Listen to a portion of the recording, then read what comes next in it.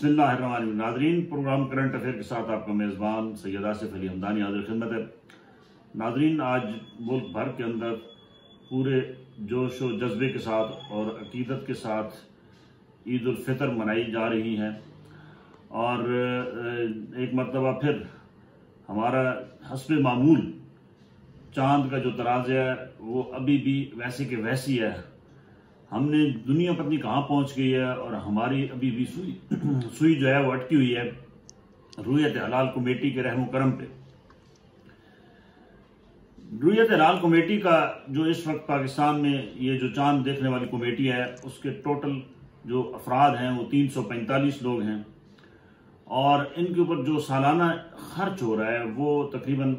7.5 करोड़ रुपए खर्च हो रहा है। इनकी तनख्वाहें और इनकी मराहत, ये कमेटी करती क्या है? ये सिर्फ चांद देखती है ईद उल फितर का और ईद उल अजहा का, और इन दो चांद देखने के लिए ये करोड़ों रुपए खर्च किए जा रहे हैं। जबकि दूसरी जानिब जदीद माइक्रोस्कोप जो है वो महकमा मौसमियात और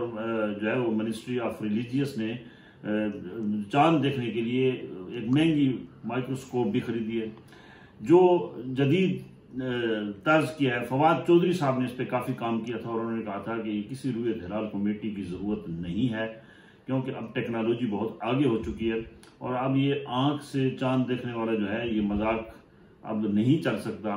क्योंकि मवासलाती जो सिस्टम है वो बहुत लेटेस्ट हो चुका है। उन्होंने थोड़ा सा इस कमेटी के खिलाफ बातचीत की, उसके बाद एक बहुत बड़ा शोरगुल मचा और ये सारा काम दब गया। अवाम ये चांद जो दिखाया जाता है कभी रात के 1 बजे, कभी 12 बजे और कभी जो है वो हम सऊदीया के साथ ईद करते हैं और कभी हम सऊदीया के साथ ईद नहीं करते। जबकि हमारे जो 2 पड़ोसी मुल्क हैं भारत और बांग्लादेश, जिनका हमारे और उनके टाइम में 1 घंटे का और आधे घंटे का फर्क है, वहां पे ईद कल होगी यानी 11 जो है वो अप्रैल जुमरात को होगी। हमने 1 दिन पहले ईद जो है वो मना रहे हैं। अब सवाल बहुत सारे उठ रहे हैं कि हमारी कौन सी डायरेक्शन ठीक है, हमारा इदारा कौन सा काम कर रहा है। तो सच्ची बात यह है कि कोई इदारा भी काम पाकिस्तान में नहीं कर रहा है। सरकारी इदारों की सूरत हाल तो बहुत ख़राब है और यहाँ पे तो सिर्फ खानापूरी है और बाकी लूट मार, करप्शन, उसके बाद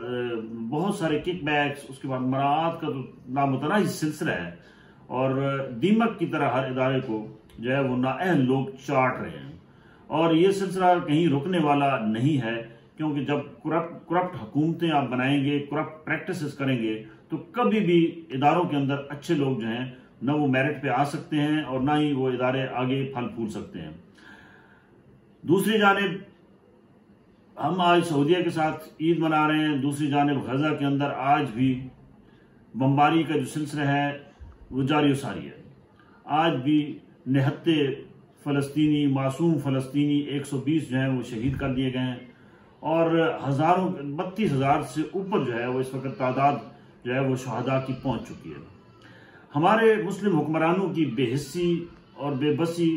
वैसी की वैसी है और कोई टस से मस नहीं हो रहा है और हम हर जगह पे अपनी मामूलात ज़िंदगी के मुताबिक जोश व जज्बे के साथ खुशियाँ भी मना रहे हैं और सारे मामलात भी कर रहे हैं और एक दूसरे की टांगे भी खींच रहे हैं, लेकिन किसी की तवज्जो फ़लस्तीन की तरफ नहीं है कि वो मुसलमानों का जो नाहक खून बहाया जा रहा है उसको कैसे रोका जाए। अक़वाम मुत्तहिदा की करारदादों को वो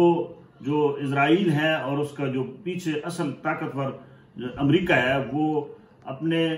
जूते की नोक पे रख के वो उड़ा देते हैं और मजाक उड़ा रहे हैं अक़वाम मुत्तहिदा का। अक़वाम मुत्तहिदा बार बार कह रहा है कि जंग बंदी होनी चाहिए, हालात जो है वो मुज़ाकरात से हल होने चाहिए, लेकिन अमेरिका की सपोर्ट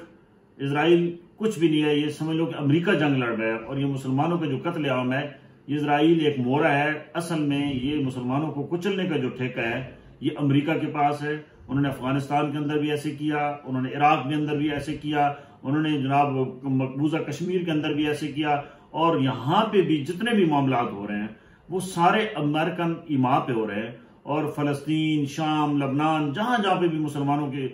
जो है वो नस्ल कुशी की जा रही है उसका मेन मरकजी जो किरदार है वो अमेरिका ही है और मरकज भी अमेरिका ही है। जहां से माली इमदाद भी मिलती है, फौजी इमदाद भी मिलती है, और ये ठेका जो है मुसलमानों को ठिकाने लगाने का और मुसलमानों के बच्चों का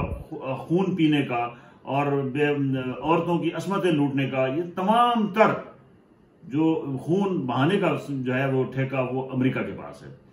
हमारी बदकिस्मती समझें कि जितने इस्लामी ममालिक हैं वो सारे गुलाम हैं, वो अमेरिका के नीचे इस कदर लगी हुई हैं कि अभी जो इतलात आ रही हैं कि पाकिस्तान के अंदर भी ये जो अभी रिजीम चेंज के बाद इमरान खान की छुट्टी कराई गई और दोबारा शहबाज शरीफ को बिठाया गया है, इसके पीछे भी एक लंबी कहानी है। और अभी जो इतलात आ रही है कि जो गवादर पोर्ट है वो चाइना से लेकर,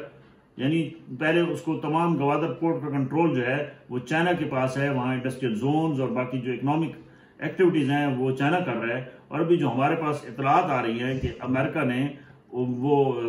बिल्कुल इस हुकूमत को घुटने टेकने पर मजबूर कर दिया, और ये अगले चंद रोज में आप देखेंगे कि वहाँ अमेरिका को ये सारा गवादर का जो है वो कंट्रोल दिया जा रहा है और चाइना की वहाँ से छुट्टी कराई जा रही है। ये बड़ा खौफनाक इस खित्ते के अंदर खेल एक मरतबा फिर खेला जा रहा है, और ये अमेरिका अपने जितनी भी उसके वो पस्ती हुई है अफगानिस्तान के अंदर, वो उसका बदला लेने के लिए ये एक नया प्लान तैयार कर रहा है। और ये हमारे जो मोरे इस वक्त हुकूमत में बैठे हैं ये उसका हिस्सा हैं। और अवाम को अब ये बिल्कुल सोचना होगा कि अमेरिका सिर्फ और सिर्फ हमारी तबाही का बायस है, इससे हमारे मुल्क को कोई फायदा होने वाला नहीं है। IMF की शराइत देखें, वो भी गरीब का खून चूसने के लिए है, गरीब का चूल्हा बुझाने के लिए है। और इन जो अशराफिया है जो इस मुल्क के ऊपर हुक्मरानी कर रहा है, वो उसको खुली छुट्टी है कि वो खाएं पिएं और उनके ऊपर कोई हाथ रखने वाला नहीं है। लिहाजा ये क्योंकि ईद के दिन के बाद एक बड़ी तहरीक शुरू होने वाली है, और अमेरिकन जितने हिमायत याफ्ता हुकूमत में बैठे हैं इनका चलना बहुत मुश्किल हो जाएगा अगर इन्होंने अपने तमाम फैसलों पर नजरसानी नहीं की। हमें एक खुद मुख्तार खारजा पॉलिसी की जरूरत है, और तमाम इस्लामी ममालिक को भी अपनी खुद मुख्तार खारजा पॉलिसी बनानी होगी, वरना एक एक करके ये अमेरिका जो है वो हमें तबाह बर्बाद कर देगा। बहुत शुक्रिया, अपने गिरदोनवा के लोगों का ख्याल कीजिए।